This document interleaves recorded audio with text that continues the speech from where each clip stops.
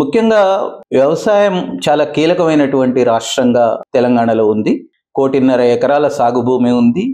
ఇప్పటికీ 2.5 కోట్ల మంది గ్రామీణ ప్రాంతంలోనే ఉన్నారు.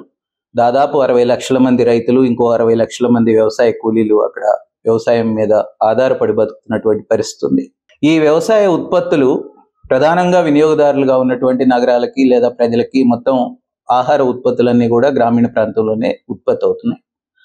ఈ ఉత్పత్తిలో ఇవాళ అనుసరిస్తున్నటువంటి పద్ధతులు చూస్తే అది మనుషుల ఆరోగ్యానికి, పశువుల ఆరోగ్యానికి, మొత్తం పర్యావరణానికి హానికరమైనటువంటి పద్ధతులే అనుసరించబడుతున్నాయి.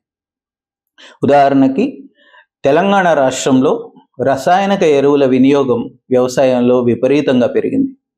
దాదాపు అన్ని పంటల్లో కూడా వ్యవసాయ విశ్వవిద్యాలయం సూచించినటువంటి రికమెండేషన్ కంటే కూడా చాలా ఎక్కువ మోతాదులో రసాయనిక ఎరువులను వాడుతున్నటువంటి పరిస్థితి ఉంది.